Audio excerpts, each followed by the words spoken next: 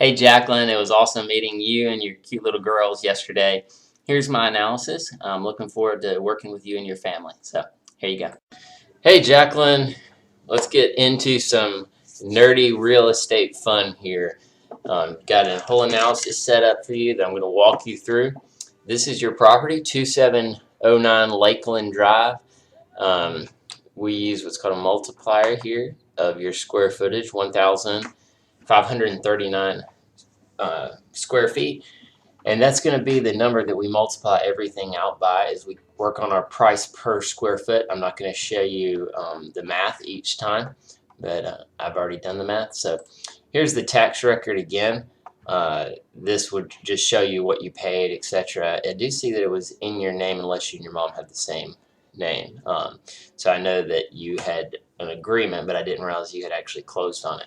And the tax record has a slightly higher square footage.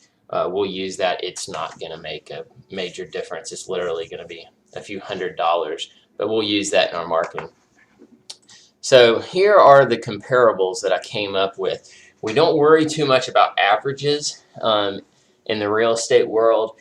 The only average price per square foot is going to be determined by the appraiser once he picks his 3 or 4 comps that he thinks are most comparable. So from my perspective, what we're looking for is the most comparable properties to see what they sold for. This is what I call the reality portion of the analysis. This is basically saying, of course, my job is to make you the most money possible, but we have to be grounded in reality, or else we won't get the appraisal that we need to sell. Any person who's going to buy this house is going to bring a loan. It's rare that we sell a house like this for cash, only usually investment homes and things like that. So here's your comparable sales. I did eliminate some of the neighborhoods that I felt like sold for a lot more per square foot, like Donaldson Hills, Lincoln Hills. They tend to sell for $5 to $10 more a square foot. What I would probably call this community would be Woodbury or Maple Crest when we get ready to list it. And you can see people mess with these by calling them Clover Hill, Donaldson, etc. That's the one category we can mess with. So we're gonna put in whichever one is honest enough, but will bring us the most amount of money. So this is a house that I sold not long ago. As I hover over, you'll see what the list price was per square foot and what it sold for. So they sold for $97 a square foot. We got this one on Emory for $105 a square foot, $90 a square foot, $91 a square foot, $100, $96, $99, $88, $79, and $81. Now, to take you through the low ones real quick, these are sort of our outliers. This one right here, not super impressive, a little overgrown. Anytime you don't show photos of the inside of the house, it's usually not a good sign. So we can kind of eliminate that. That's why we don't use averages. I showed this house as well. It did not have the nice hardwood floors. These are all laminates that were just put over. It was a decent little house, however. So those two are on the low end. Not going to worry about those too much. Then if we go to the high end to see what we could, if we, best case scenario, we end up in that 105 a square foot range. This is the Seneca one. I sold this one. This house was a really, really cute house. Staged wonderfully. Their photos could have been a little better, as you can tell. Well, we're going to kill on the photos. We use professionals here. Staging was really great. House was really great. Did not have the 3.2 that you have. So even though that sold for $100 a square foot, if your house was in this sort of condition, paint-wise and everything, I would expect we can get more than this. But at this point, it's going to kind of be in your court in terms of what all you feel you'll be able to do after we close. But I like that house. I had that house in mind when I was at your house. And then this one right here has a nice new kitchen. However, it's got a futon there instead of a couch. Not wonderfully staged or anything. Nice little house. You have a better backyard. So those two are pretty important to us. We want to be around that area per square foot wise. So going on to our next slide here. This is what we call the active analysis. This is what I call fantasy land. It means that if we look at the market, we can recognize that we're bringing value that has not been accounted for yet in the inventory, in the sold houses. So what I did is I do this several different ways. I try to look at it as a consumer rather than as a analysis and somebody doing an analysis. And what I say is, okay, in this case, what if I do need a house that is in that same area, about that same square footage? What are my options? Well, in the active market, these are your only two options. So this one, which is just nothing special at all, for 130, looks pretty bad actually, I'm sorry, 124. And then this one, which has sort of a premium on it because it's commercial, so we're not going to worry about that, or commercial potential, so we're not going to worry about that one. So in other words, wow, we don't have a whole lot of competition at all. It's really sparse. On the next one, what I did is I said, what if I just needed 3 bedrooms, 2 baths in that area? And you can see we've only got that same one again. So again, competition is bad. It means we should be able to stretch our comparables to get the most per square foot. And then finally what I did is I just said, what if I had $160,000 to spend in the Donaldson area? What would be available to me? And I eliminated the 3 bedroom, 2 baths. I eliminated the exact area range. These are what we would call value buyers. They're just trying to get the most they can for their money.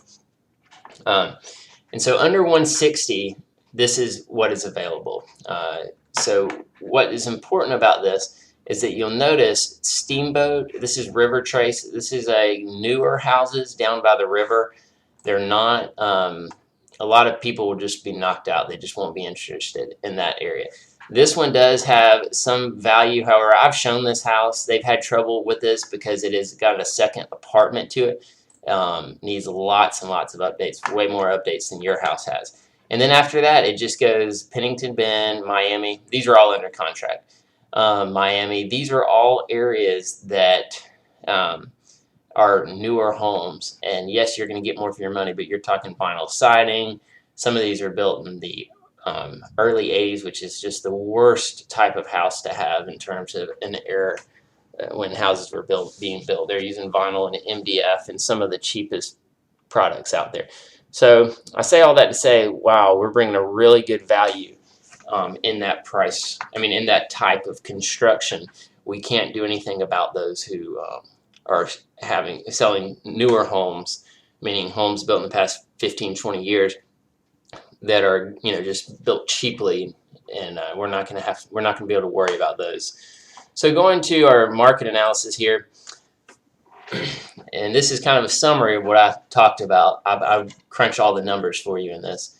Is that in reality, the market is telling us that your house is worth $90 to $105 a square foot. So that puts you in a pretty big range, and that's the kind of thing that I could easily just throw out when I was there. When I was there, I was thinking $100 a square foot, maybe more. So that puts us in a sales range of 138 to 161. Now that's a huge range, and we need to start narrowing that down. So when I narrowed it down, I want to say that we can get the 105, but more likely we're going to be about the 97 a square foot. So this is what I'm going to say. At the end of the day, the statistics, the market is telling us that we're going to be landing around this after we negotiate and do repairs or anything like that. That's kind of where we're going to land. Now, I'm a very optimistic person. My goal is to make you the most money possible. So then I get into what I call fantasy land. In other words, I could list houses all day at these prices, and people would let me list them because it's based on statistics. But at the end of the day, to really, make my clients happy, I want to make them the most money that I can. So that's where we get into fantasy land. So fantasy land says that inventory is very sparse, and we should be able to exceed our comparable sales. I want to see you make tons of money, and I want to see you recover a lot of the money that you've invested in this house. So what I want to do is I want to leave us some room for negotiating. I want to go for that $105 a square foot, and that's going to put us at $160. Now, the only other aside to that is if we do list above what the market is currently telling us, is that we need to be ready to make changes. Furthermore, I would be willing to go even a little bit higher, but that is going to require painting out the whole house and doing some repairs. Now, the outside of the house, the work that needs to be done on the eaves and things like that would be at the top of my list. So we can, I'm going to put that in the list. We can talk about that. I know that money is tight. Probably the best thing to do for you in your life right now is to go to market with 160 and be ready to negotiate. Um, However, if you want to try to make a little bit of investment, a few weekends painting and everything would be all that I would really be asking to take this to the next level. So if you have any questions, let's get on the phone and talk about it. I can come back over and do another walkthrough. And in the meantime, I'm going to send you a punch list of all the things that I want to see done, and I will order those so that you can say, this time in my life I can't do all these, but these I can do, and it'll just be a checklist for you, and you can start knocking them out as you go. And the sooner we get to market, the better, because inventory is so low. With school letting out, a lot of people are going to start putting their homes on the market now. So if you have any questions, give me a call and we'll talk through this. Thanks, Jacqueline.